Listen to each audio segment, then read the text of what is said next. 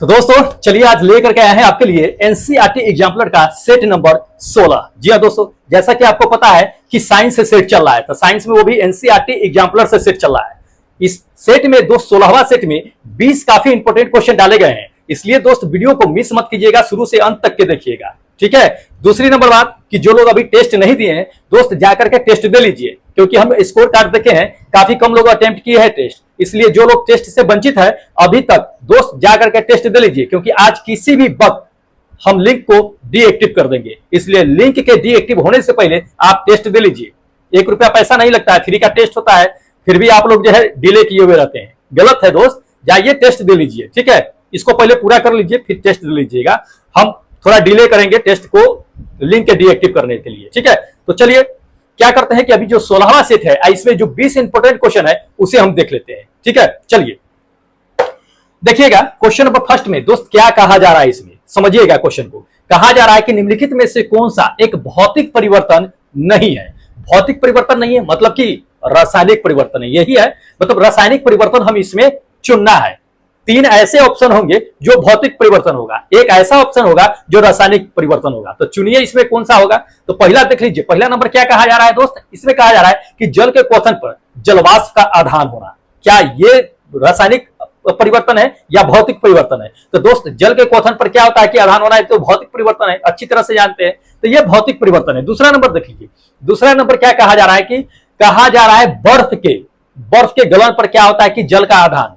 दोस्त ये भी एक भौतिक परिवर्तन है। ठीक है, रासायनिक परिवर्तन तो आप लोग जानते हैं ना कि जब रासायनिक परिवर्तन होता है कि नए पदार्थ का निर्माण होता है रासायनिक परिवर्तन में, इसमें कोई नए पदार्थ का निर्माण नहीं हो रहा है। चलिए तीसरा नंबर देख लीजिए, तीसरा नंबर आपको कहा जा रहा है कि जल में लवण का उपयोग होना। दोस्त जल में जब लवण का उपयोग करेंगे कोई तीसरा पदार्थ नहीं बनेगा, फिर हम क्या करेंगे, लवण को जो है क्या कर देंगे कि गर्म करेंगे, फिर हमको नमक प्राप्त हो जाएगा, कोई तीसरा निर्माण नहीं हो रहा है, तो ये भी क्या है कि एक भौतिक परिवर्तन है। चौथा नंबर देख लीजिए, चौथा नंबर कहता है कि द्रवित कोल गैस का दहन होना। जी हाँ, ये एक क्या है कि रासायनिक परिवर्तन है, ये भौतिक परिवर्तन नहीं है। अब कैसे समझिए, क्या है कि द्रवित कोल गैस है, जब द्रवित कोल गैस को हवा की उपस्थिति में आप दहन कीजिएगा तो क्या बनेगा, कार्बन डाइऑक्साइड उससे निकलेगा ना। उसके बाद क्या होगा कि कार्बन भी उससे आपको प्राप्त होगा, कार्बन भी प्राप्त होगा, कार्बन डाइऑक्साइड भी निकलेगा। आप उसको अगर संपीड़ित कर देते हैं तो उससे उस गैस से क्या होगा कि जल भी प्राप्त हो जाएगा। तो ध्यान रखिएगा ये क्या है कि एक रासायनिक परिवर्तन है, तो ये 4th नंबर मेरा ऑप्शन क्या होगा कि बिल्कुल करेक्ट होगा। ठीक है, ये भौतिक परिवर्तन नहीं है बल्कि एक रासायनिक परिवर्तन है, तो इसको ध्यान में रखिएगा। चलिए अगला क्वेश्चन देख लेते हैं। अगला क्वेश्चन देख लीजिए, 2nd नंबर क्वेश्चन है, कहता है कि निम्नलिखित में से कौन से प्रक्रम में ऊष्माक्षेपी है। ध्यान रखिए 2 तरह का क्वेश्चन होता है, एक तो ऊष्माक्षेपी होता है, एक ऊष्माशोषी होता है। ऊष्माशोषी किसे कहते हैं, तो जिस रासायनिक अभिक्रिया में ऊष्मा की जरूरत पड़ जाता है कंज्यूम करने के लिए, उसे ऊष्माशोषी कहते हैं। और जिस अभिक्रिया में भरपूर मात्रा में ऊर्जा निकलता है, ऊष्मा निकलता है, वो ऊष्माक्षेपी होता है। निकलना क्षेपी, लेना क्या होता है कि शोषी होता है। तो ध्यान रखिएगा इस चीज को, हमें ऊष्माक्षेपी करना है। तो ध्यान रखिए इसमें 4 स्टेटमेंट दिया हुआ है, उसी स्टेटमेंट में जो है कोई 2 होगा या 1 होगा, क्या है ये हमें देखना है। तो चलिए हम पढ़ लेते हैं, देख लेते हैं क्या क्या नहीं है। पहला नंबर में आपको क्या कहा जा रहा है कि बुझे हुए चूने के साथ जल की अभिक्रिया। ध्यान रखिएगा, अच्छा बिना बुझा हुआ है, बुझा हुआ नहीं, बिना बुझा हुआ है, तब तो और अच्छी चीजें हैं कि बिना बुझा हुआ चूना है, जब उसको जल में रखिएगा ना तो बुलबुला निकलेगा एकदम, और क्या होगा कि भाप एकदम गर्म सा भाप निकलेगा, उष्मा निकलता है वो, क्योंकि जल के साथ तुरंत रिएक्ट करता है, तो इसमें उष्मा का निकलता है, इसमें उष्मा निकलता है, ये ऊष्माक्षेपी अभिक्रिया होगा। तो पहला नंबर तो ऐसे ही पकड़ लीजिए आप पहले।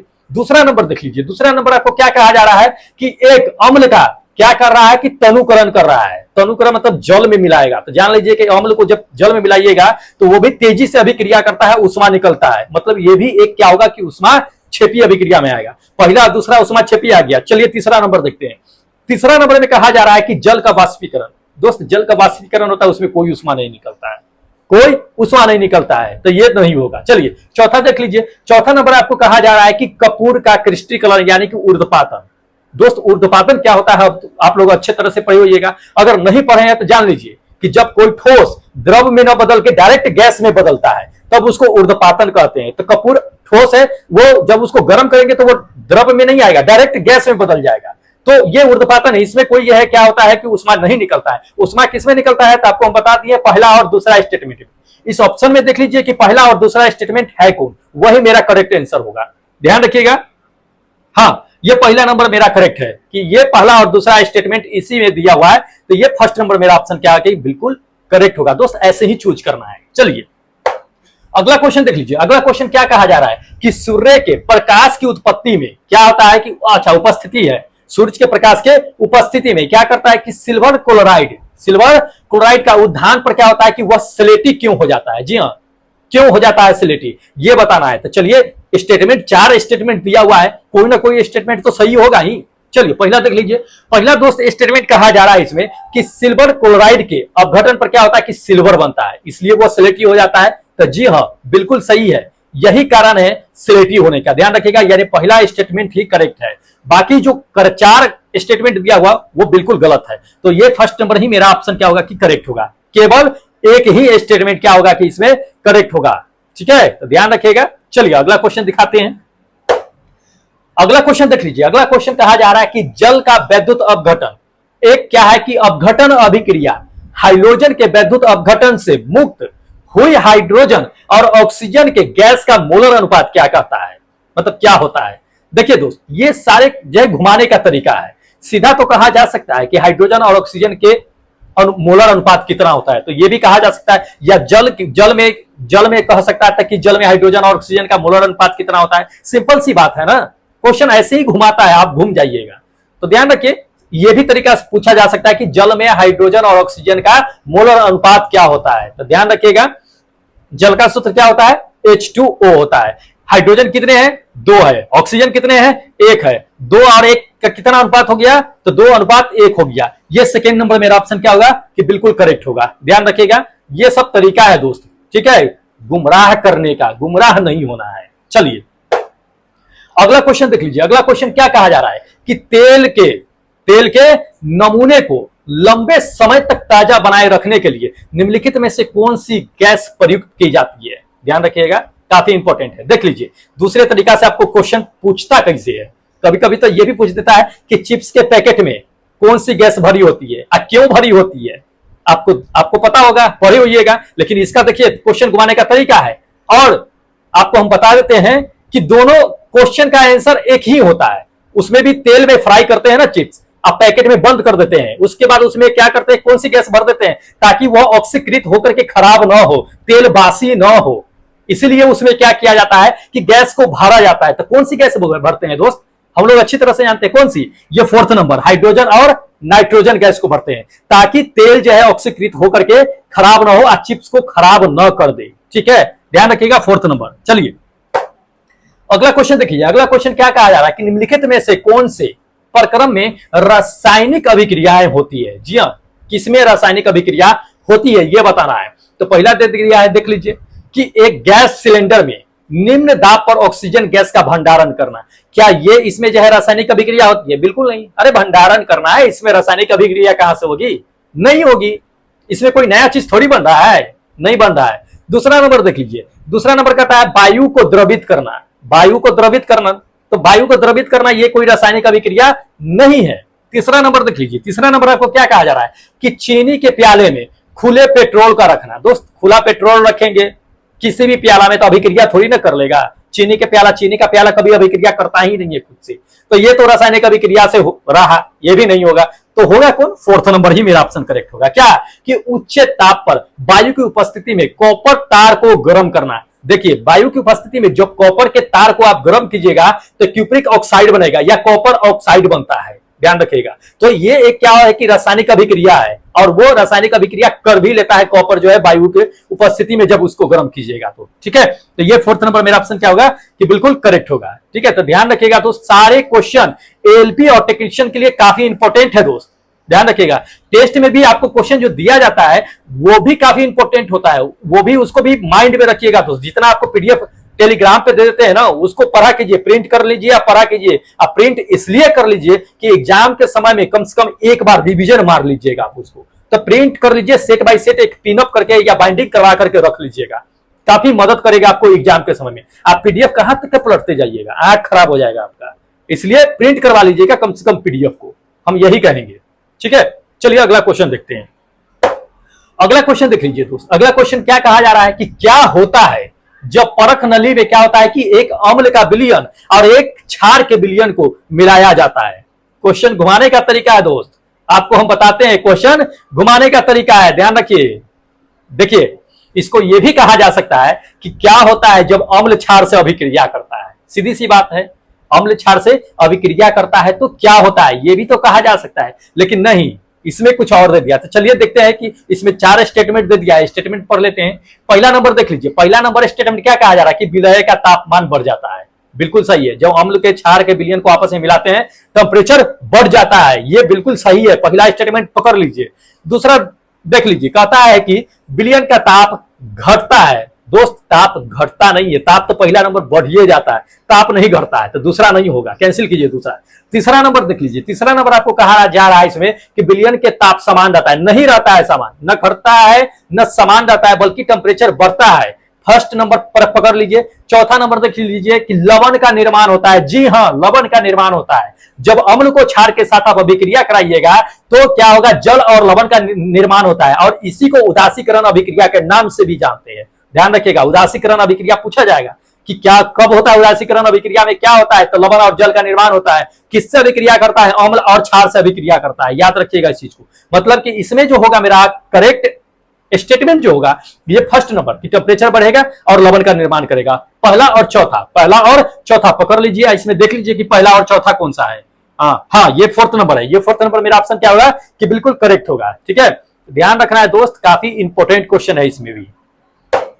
चलिए इसमें देख लीजिए, अगला क्वेश्चन क्या कहा जा रहा है कि निम्नलिखित में से कौन सा लवण क्रिस्टलीकरण जल नहीं रखता है। जी हाँ, क्रिस्टलीकरण का जो है जल नहीं रखता है, ये बताना है। तो पहला देख लीजिए, कहता है कि नीला थोथा, क्या ये क्रिस्टलीकरण का जो है जल नहीं रखता है। या दूसरा नंबर बेकिंग सोडा, तीसरा नंबर आपको दे दिया धोबन सोडा, चौथा दे दिया है कि जिप्सम। दोस्त, कौन है जो क्रिस्टलीकरण का जल नहीं रखता है, आपको हम बता देते हैं दोस्त। एक है इसमें, ये second number baking soda. Baking soda जिसको खाने वाले सोडे के नाम से हम लोग जानते हैं, और रासायनिक नाम जान लीजिए कि सोडियम बाइकार्बोनेट होता है, जिसका सूत्र जो होता है NaHCO3 होता है। इसमें जल का क्रिस्टलीकरण नहीं होता है, ध्यान में रखिएगा, काफी इंपॉर्टेंट है। ठीक है, चलिए अगला, ये सब सारे क्वेश्चन जो है ना दोस्त काफी इंपॉर्टेंट है, इसलिए छोड़ना नहीं है एक भी क्वेश्चन। चलिए देख लीजिए, अगला क्वेश्चन क्या कहा जा रहा है कि दांत के एनामिल, दांत में जो एनामिल होता है सबसे कठोर भाग यही होता है, दांत का एनामिल ही सबसे क्या होता है कि कठोर भाग होता है। ध्यान रखिएगा इस चीज को।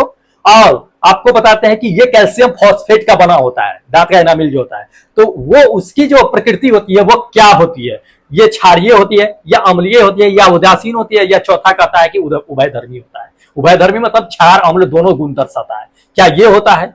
तो दोस्त होता क्या है, तो दांत का एनामिल जो कैल्शियम फॉस्फेट का बना होता है वो क्षारीय गुण दर्शाता है। क्या दर्शाता है, क्षारीय गुण। ये पहला नंबर मेरा ऑप्शन क्या होगा कि करेक्ट होगा, तो ध्यान रखिएगा, इंपॉर्टेंट है दोस्त। चलिए अगला क्वेश्चन दिखाते हैं।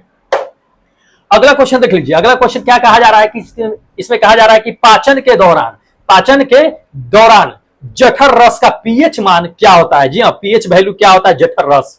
ठीक है, तो जठर रस आपको पता है कि जठर रस कहाँ होता है, पेट में होता है ना, पेट में जब खाना खाते हैं तो जठर रस से क्या निकलता है, हाइड्रोक्लोरिक अम्ल निकलता है, जो खाना पचाने में क्या करता है कि मदद करता है। ठीक है, तो उसका पीएच वैल्यू क्या होता है, तो सीधी सी बात है, अम्ल जो होता है तो वो अम्ल का पीएच वैल्यू जो है 7 से नीचे होता है, 7 से ऊपर क्षारीय होता है, 7 के बराबर क्या होता है कि उदासीन होता है। तो ध्यान रखिएगा 7 से कम होता है, तो ये फर्स्ट नंबर मेरा ऑप्शन क्या होगा कि बिल्कुल करेक्ट होगा। ठीक है दोस्त, सारे क्वेश्चन जो है इंपॉर्टेंट है, किसी भी क्वेश्चन को छोड़िएगा नहीं, बीच में स्किप करके जाना, छोड़ के जाना, ये सब गलत है। आप पूरा देखिए, एग्जाम के समय बहुत मदद करेगा दोस्त, हम कहते हैं।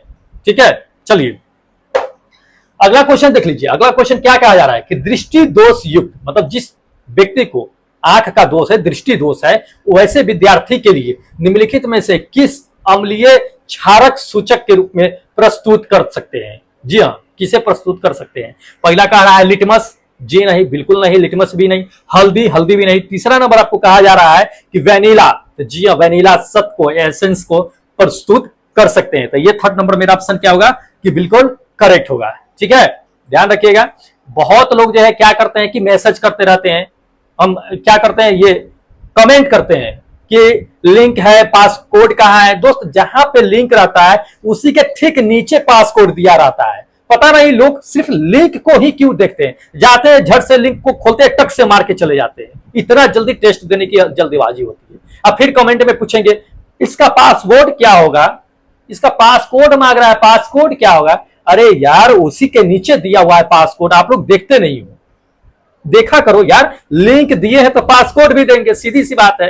पासकोड ना थोड़ी देंगे हम, पासकोड तो देंगे ही, तो पासकोड नीचे दिया हुआ रहता है दोस्त, ध्यान से देखिएगा, लिंक के नीचे ही रहता है। अब पूरा सा लिखा हुआ है, पासकोड लिखा हुआ है, फिर भी जो है लोग सिर्फ लिंक पे इतना जल्दीबाजी रहता है, मतलब कि मत पूछिए। डिस्क्रिप्शन बॉक्स खोलेगा, देखेगा, हाँ लिंक टेस्ट का है, टक से मारेगा, पहुंच जाएगा सीधा। अब पासकोड खोजेगा, पासकोड है ये नहीं है, ये क्या, फिर कमेंट करेंगे। अरे दोस्त उसी के नीचे सब्र करो, भागा नहीं जा रहा है, पूरा एक दिन तक के आपका टेस्ट का लिंक रहता है, फिर आप क्यों जो है मतलब कि परेशान रहते हैं, जल्दीबाजी रहता है। चलिए कोई नहीं, तो दोस्त ध्यान से तो नहीं, चलिए देख लीजिए अगला क्वेश्चन। अगला क्वेश्चन क्या है कि गोल्ड को घोलने के लिए निम्नलिखित में से किसका उपयोग किया जाता है। जी हाँ, गोल्ड को घोलने मतलब गोल्ड मतलब क्या, सोना, सोना को किसमें घोला जाता है, क्वेश्चन ये भी पूछा जाता है। तो हम लोग अच्छी तरह से जानते हैं सोना को एक्वारेजिया में घोला जाता है। किसमें घोला जाता है, एक्वारेजिया में। तो ऑप्शन देख लीजिए, ऑप्शन इसमें कौन सा होगा, मेरा फोर्थ नंबर मेरा ऑप्शन करेक्ट होगा, एक्वारेजिया। ध्यान रखिएगा, आपको हम बताते हैं कि सिर्फ सोना को ही एक्वारेजिया में नहीं घोला जाता है, जितने भी बहुमूल्य धातु होते हैं उन सभी को एक्वारेजिया में घोला जाता है। प्लाटिनम से लेकर के चांदी से लेकर के सोने तक के एक्वारेजिया में घोला जाता है, मतलब घुल जाता है इसमें। ध्यान रखिएगा, बहुत कॉस्टली जितने भी मेटल्स होते हैं वो सभी को इसमें घुल जाता है, इसको ध्यान में रखिएगा। चलिए अगला क्वेश्चन देख लीजिए। अगला क्वेश्चन कहा जा रहा है कि निम्नलिखित में से कौन सा एक खनिज अम्ल नहीं है। जी हाँ, खनिज अम्ल कौन नहीं है ये हमें बताना है। तो जो खनिज से नहीं निकलता हो वही ना, वैसा मतलब कि मिनरल्स से नहीं निकलता हो अम्ल, उसे हम क्या कहेंगे कि खनिज अम्ल नहीं कहेंगे। जो पेड़ पौधे से निकलता होगा वो क्या होगा, खनिज अम्ल नहीं होगा। तो ध्यान रखिएगा, ये सेकेंड नंबर सेट्रिक अम्ल। सेट्रिक अम्ल क्या होता है कि पेड़ पौधे से निकलता है, इसलिए क्या होगा कि ये सेकेंड नंबर जो है आपका खनिज अम्ल नहीं होगा। ठीक है, तो ध्यान रखिएगा, इंपॉर्टेंट है। चलिए अगला क्वेश्चन देख लीजिए। अगला क्वेश्चन क्या कहा जा रहा है कि अम्लों के लिए निम्नलिखित में से कौन सा कथन जो है सत्य है। जी अम्ल के लिए इसमें से कौन सा कथन सत्य है, ये इसमें हमें क्या करना है कि बताना है। तो आपको हम बताते हैं कि कौन सा है, आप पढ़ लीजिए। ठीक है, आपको हम बताते हैं, ये थर्ड नंबर मेरा ऑप्शन करेक्ट होगा। क्या कि खट्टा, खट्टा अम्ल होता है जो क्या करता है कि नीले लिटमस पत्र को लाल कर देता है, नीले लिटमस पत्र को लाल कर देता है। ध्यान रखिएगा, तो ये थर्ड नंबर मेरा ऑप्शन क्या होगा कि बिल्कुल करेक्ट होगा। ठीक है, इसको ध्यान में रखिएगा दोस्त। चलिए अगला क्वेश्चन देख लीजिए। अगला क्वेश्चन देखिए, अगला क्वेश्चन क्या कहा जा रहा है दोस्त। अगला क्वेश्चन इसमें कहा जा रहा है क्या कि धातुओं में से कौन सा गुणधर्म जो है दूसरा नहीं है। जी हाँ, कौन सा गुणधर्म धातु का नहीं होता है ये जान लीजिए।